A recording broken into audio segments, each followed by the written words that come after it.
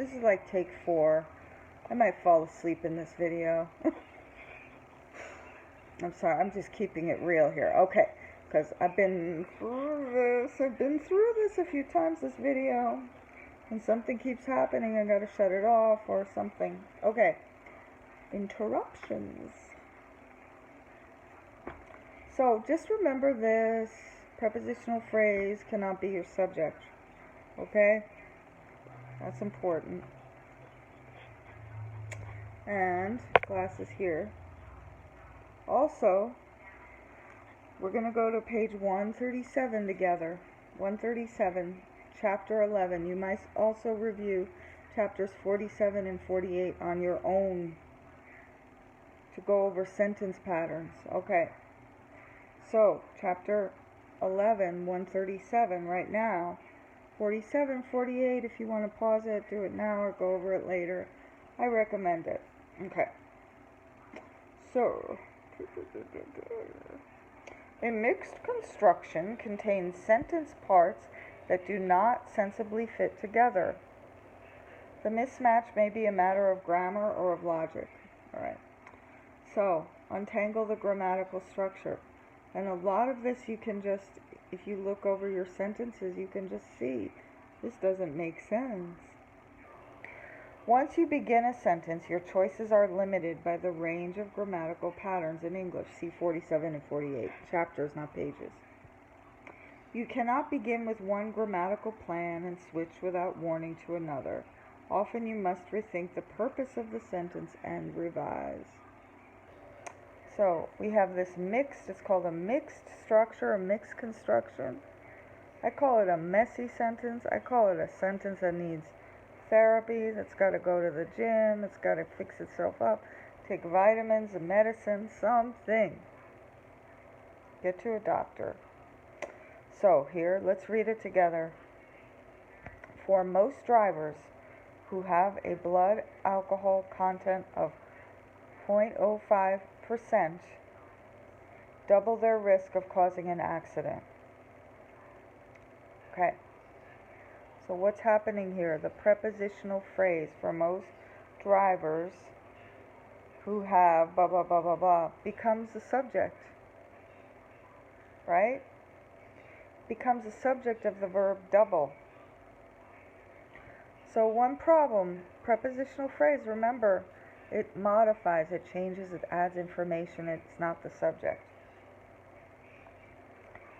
It also just doesn't make sense to say, just look at the bare bones of what the sentence is saying. For most drivers, double. It doesn't make sense to say for most drivers, double. Right? It's going to be something like for most drivers, the risk is double. The risk is double. Not the drivers. The drivers don't double. The risk doubles, right? So it's the risk that's doubling. You don't even need to know what all this means, subject, object, preposition. Just look at the logic of it, right? I'm not mad at you. I'm mad at the sentence and mad at my video. So yelling, not at you. Okay. So for most drivers, double doesn't make sense. It's the risk that doubles. They got this high blood alcohol content. They don't double. Maybe they do. They see double, right? There's that. But what this sentence is trying to say is the risk doubles, right? The risk of an accident. They don't double. So, revised, one option. For most drivers who have a blood alcohol content of 0.05%, the risk of causing an accident is doubled. There we have it. The risk is doubled, not the drivers are not doubled. Okay? Another way you can do it, so you can start your sentence with a prepositional phrase. It just should not be the subject. It should not be performing an action. For most drivers is not going to perform the action double. It doesn't make sense. What performs the action of doubling is the risk. The risk doubles, right? It's not for most drivers that double. Clear? Yeah.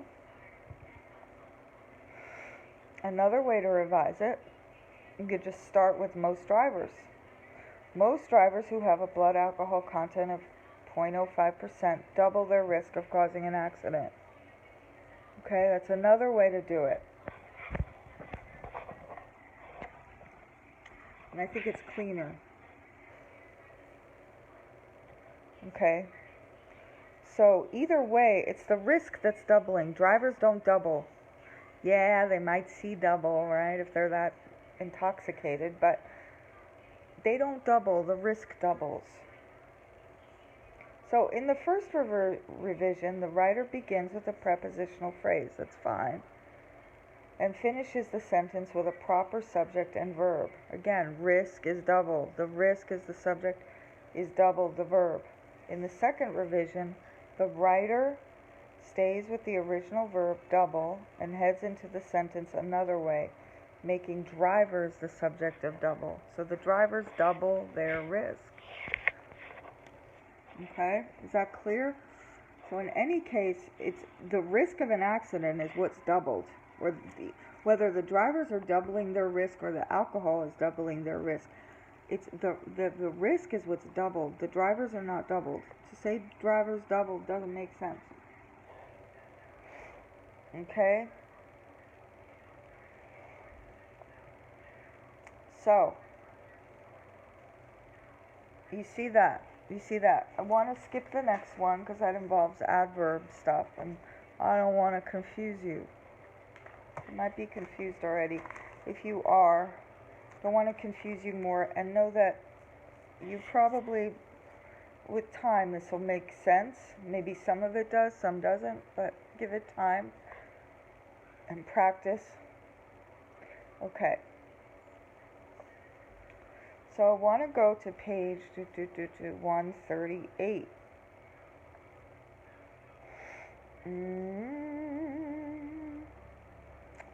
Okay, so this is the one.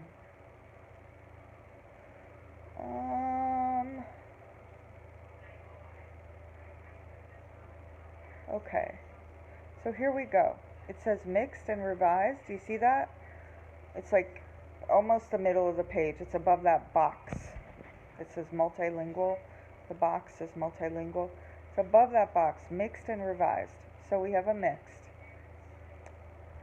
In the whole word method, children learn to recognize entire words rather than by the phonics method, in which they learn to sound out letters and groups of letters.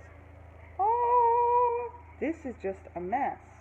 In the whole word method, children learn to recognize entire words rather than by the phonics method, in which they learn to sound out letters and groups of letters. Okay, this is so tangled up.